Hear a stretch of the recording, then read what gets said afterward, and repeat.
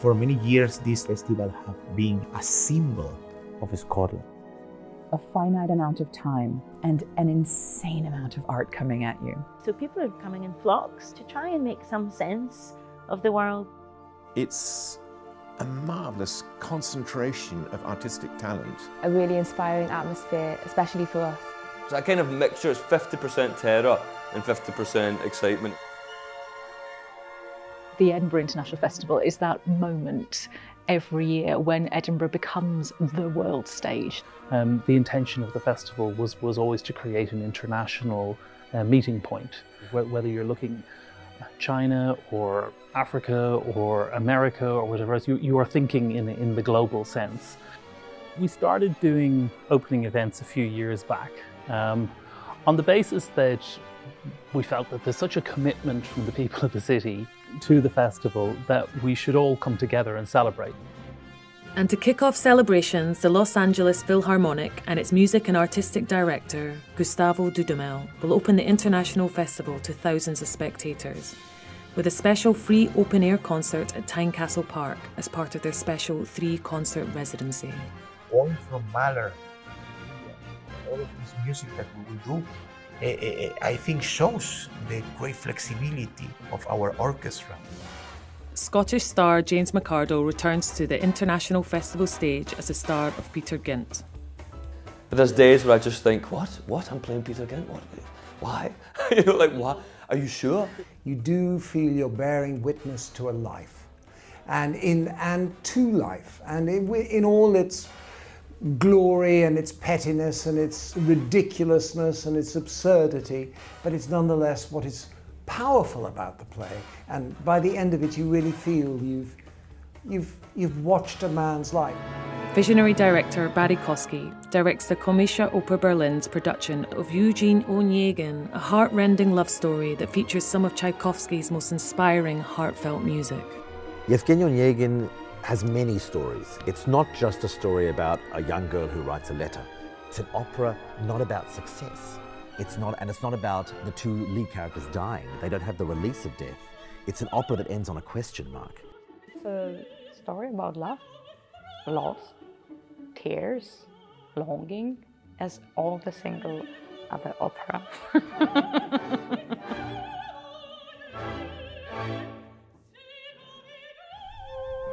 Two highlights of this year's dance programme transform classic works of art into startling new forms. Stravinsky's ballet, The Rite of Spring, is reimagined by Chinese choreographer Yang Li Ping and her Peacock Contemporary Dance Company, reframing Stravinsky's totemic work and infusing it with Eastern philosophy and music. A central work of American literature, Arthur Miller's play The Crucible is adapted into a brand new narrative ballet by acclaimed choreographer Helen Pickett and the artists of Scottish Ballet. Arthur Miller gives you everything. He's chosen the 1600s to highlight a moment in history full of fear, tyranny, and finger-pointing, superstition, and the fear of others, the fear of difference. It is not different today. In the King's Theatre, Sydney Theatre Company's production of The Secret River, adapted from Kate Grenville's novel by playwright Andrew Bovell, is a shattering account of the tragic conflict between the first settlers of Australia and its Indigenous people. He saw the smoke from the nearby ridge. He knew what it meant. Someone was coming. At the Lyceum, poet, playwright, novelist and Scottish macker Jackie Kay's soul-searching memoir, Red Dust Road, is adapted for the stage by Tanika Gupta. I think it'll be strange for me and for everybody in my family to watch it. My mum keeps saying, who's going to be playing me?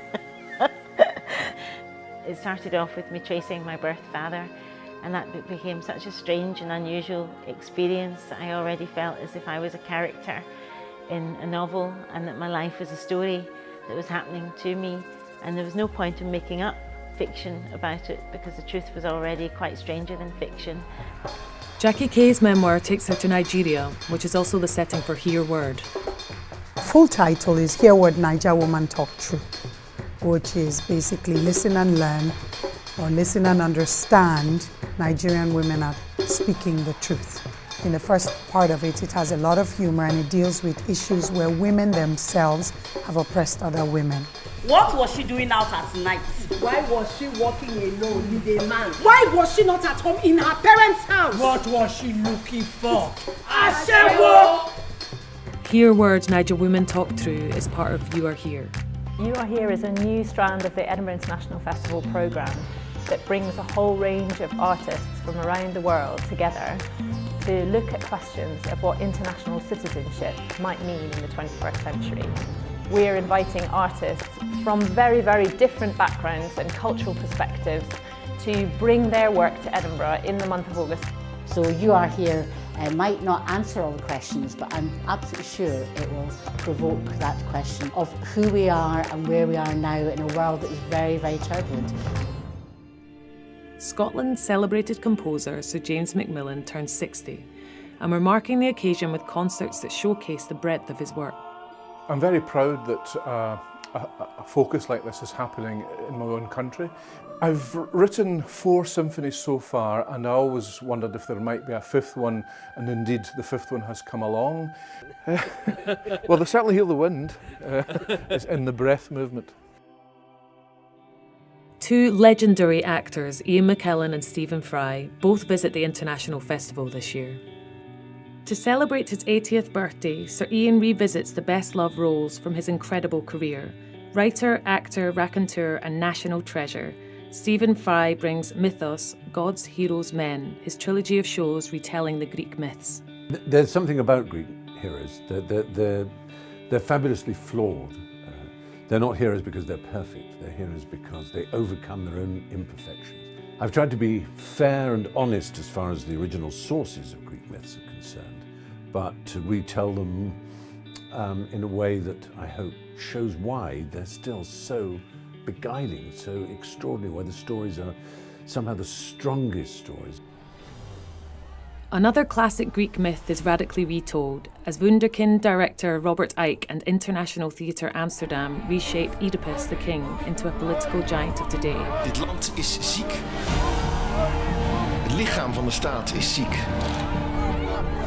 Ze hebben ons water vergiftigd en feitelijk zijn wij gewend geraakt aan de smaak. Dit land was ooit sterk en nu zijn we ziek. Lauded New York composer Missy Mazzoli's opera Breaking the Waves receives its European premiere directed by Tom Morris. It's a dream come true. It's really exciting because in a way this piece started in Edinburgh, and that the librettist Royce Favrick and I traveled to Edinburgh and Glasgow and Isle of Skye and drove around and did research and sort of soaked in Scottish culture before we had even written a note. I thought, it's such an amazing film, and I really love Lars von Trier, I love his work, and I thought, why mess with a good thing? But the more I thought about it, the more it was a movie that sang to me, and it was a story that sang to me, and I thought, I have an opportunity here as a composer to illuminate the different layers, the different psychological things that these characters are going through. A work of unimaginable artistry and scope, the International Festival's 4-year concert ring cycle draws to a stunning conclusion with Götterdämmerung. Sir Andrew Davis conducts the Royal Scottish National Orchestra with supremely accomplished Wagnerian soprano Christine Gurka. For me, she is every woman. You know, over the operas in the ring cycle, we get to see her from, you know, a know-it-all teenager blossoming into a woman who has experienced despair and defeat and betrayal and love for the first time, and she proves herself to be strong and brave in ways that she had no idea that she was capable of being. The storytelling happens in the orchestra, on the stage, with the text. It is brilliantly layered, and it carries you on a journey like no other in opera. There really is no better way to start a festival day than at one of the Queen's Hall concerts. Crowds gather daily for morning recitals from some of the best classical music ensembles and soloists in the world. Virtuoso cellist and winner of 2016's BBC Young Musician of the Year, Sheku Kani Mason returns to the International Festival, this time accompanied by his sister Isata at the piano for a recital of Beethoven, Debussy and Mendelssohn. I mean, we grew up listening to classical music, so I have early memories of certain pieces being played around the house. Like our parents always played a lot of Schubert, so we grew up with the Trout Quintet and the Death and the Maiden String Quartet. So these kind of pieces take me back to my early childhood. And I grew up listening to Esther practice. Yeah, it's a program of pieces that I have got to know quite recently. Amazing. We're ending with Mendelssohn's Sonata in D major. It's just such a colourful piece, and the first movement is kind of joyful throughout, and that just makes it enjoyable to play. And then you have a kind of wonderful and dark but cheeky scherzo. If you start your day at the Queen's Hall, finish it at the Leith Theatre. One of the coolest venues in town, Leith Theatre's reinvention continues, seizing the spotlight for this year's contemporary music programme, including Anna Calvi, Teenage Fan Club, Conan Moccasin, Sharon Van Etten, Jarvis Cocker with his new project Jarv Is, Nena Cherry, Kate Tempest, This Is the Kick, and Efterklang. The Usher Hall also plays host to a selection of contemporary music from across the globe. Afro-pop Malian duo Amadou and Mariam collaborate with living legends of gospel music, the Blind Boys of Alabama, whilst Marcel Khalif and Rami Khalif bring us a whole new take on music from the Arabic world. Shugo Nifty head to the Lyceum as they draw together international collaborators for a concert shaped by 3 decades of globe-trotting influences. There is nothing like the splendour of the Usher Hall, where world-class orchestras from Berlin, Shanghai, Paris, LA and the UK perform. The Usher Hall programme forms the backbone of the International Festival each year. There are world and European premieres of new work, familiar classics, and the opportunity to see a concert performance of one of the greatest musicals of all time, conducted by Sir John Eliot Gardiner with the Scottish Chamber Orchestra. I met Lenny Bernstein when I was in Paris as a student, and then of course I spoke to him about West Side Story because, you know, it made such an impact on me as a 15-year-old. And I asked him, I said, you know, in America, so did you get that from Monteverdi? Because it seems awfully like to me Orfeo, which is this combination of 3/4 and 6/8. He said, yeah, I did. I guess I did. So he admitted to that. There's something about music theatre, if it's done with a very unarty way, you know, it's not too sophisticated. It's beautiful. Hungry for something else? There's even more to discover. From Yiddish operetta, surrealist guided video tours of the old town at twilight, early music recitals at St. Cecilia's Hall, contemporary dance in the beautiful surroundings of Jupiter Artland, and the traditional festival finale, the Virgin Money Fireworks Concert. Bring the whole family, pack a picnic, and celebrate the closing of the International Festival with one of the largest firework concerts in the world.